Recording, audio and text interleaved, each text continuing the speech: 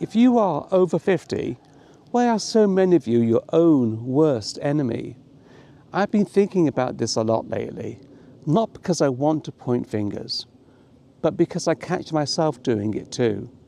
We spend so much time and energy fighting battles that are already lost, or worse, battles that were never real in the first place. I'm talking about the way we talk to ourselves, the way we've quietly decided we're behind, we're outdated, we're the ones who don't get it anymore. And I want to challenge that today, because I don't think it's true. I think we've just forgotten how to see ourselves clearly. Hey, I'm looking for people over 50 who are interested in joining a beta program. I've built an application that helps people go from resume to interview. I have limited space, but if you're interested, please sign up before August 10th at tryjazz.com/beta. Thanks. I mean, let's be honest about what this looks like. You're in a meeting and you're trying to learn something new, and there's a 25-year-old who picks it up in 5 minutes.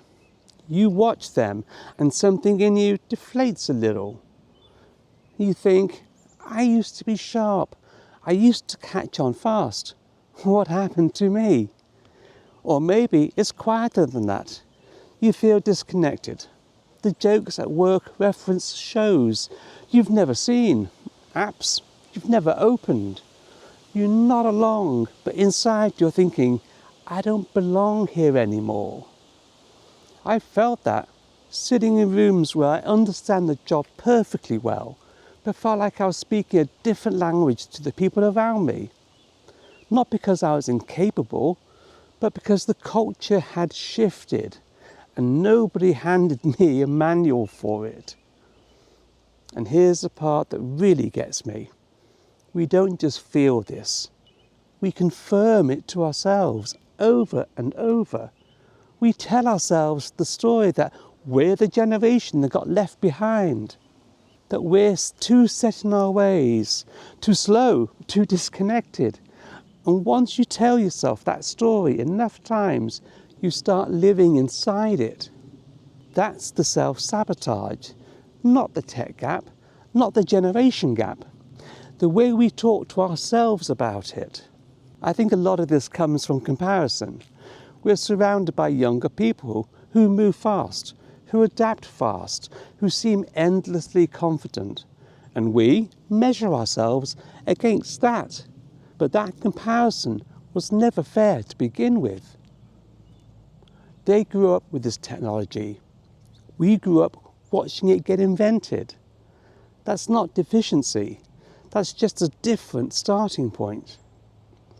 There's also the pressure to prove we're still relevant. So when we don't understand something immediately, it doesn't feel like a small gap in knowledge. It feels like evidence. Evidence that we're fading out, that our time has passed, that we're becoming irrelevant in a world that's moving on without us. I understand the fear. I've sat with it myself, especially after losing my job.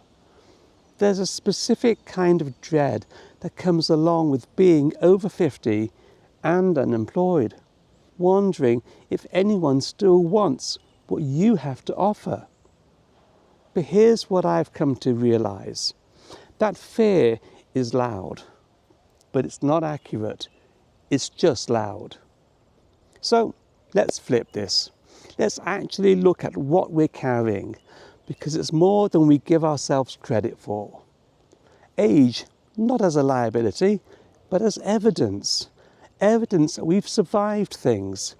Recessions, layoffs, family crises, health scares, decades of showing up even when we didn't feel like it. That's not nothing. That's resilience. And you can't fake decades of it. Wisdom.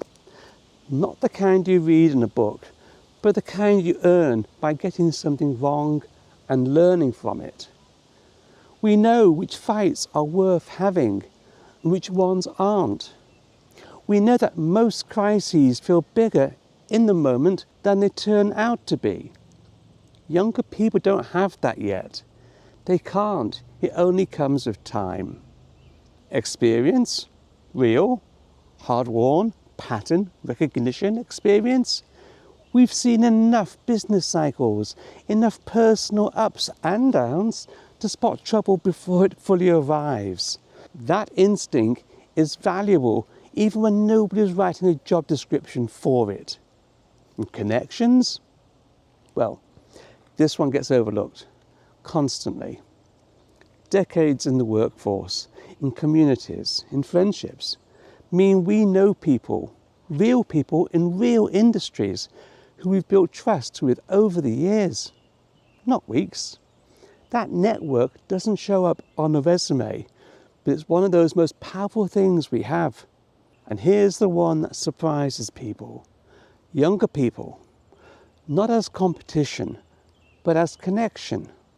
I've had some of the most energizing conversations of the last year with people half my age. They bring energy and fresh perspective.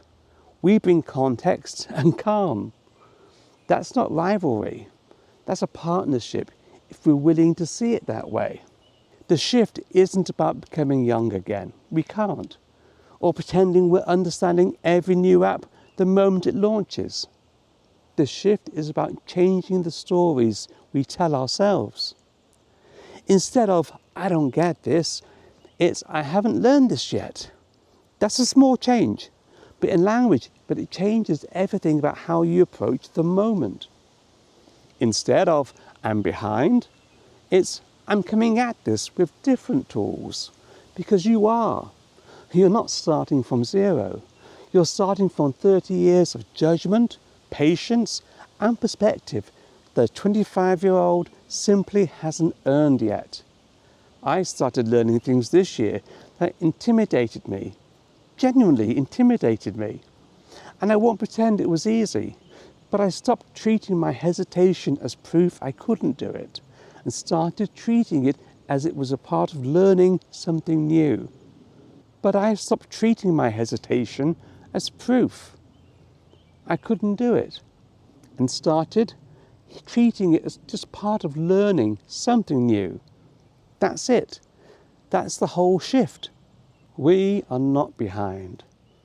We are differently equipped. And differently equipped isn't a weakness. It's a different kind of strength, one that gets undervalued because it's quiet instead of flashy. So, if you're over 50 and you've been your own worst enemy lately, quietly telling yourself you don't belong, you're too old for this, you missed your window, I want you to hear this clearly. You haven't missed anything. You've just been looking at yourself through the wrong lens. You have age. You have wisdom. You have experience nobody can teach in a classroom. You have connections built over decades. And you have the chance to learn from younger people, not despite your age, but because of the perspective your age gives you to actually listen. The only real enemy in this story is the voice telling you that you're behind. And that voice is not telling you the truth. If this is home for you, I'd love to know. What's one thing about getting older that you've realised is actually an advantage, not a drawback? I'll see you Monday. Cheers.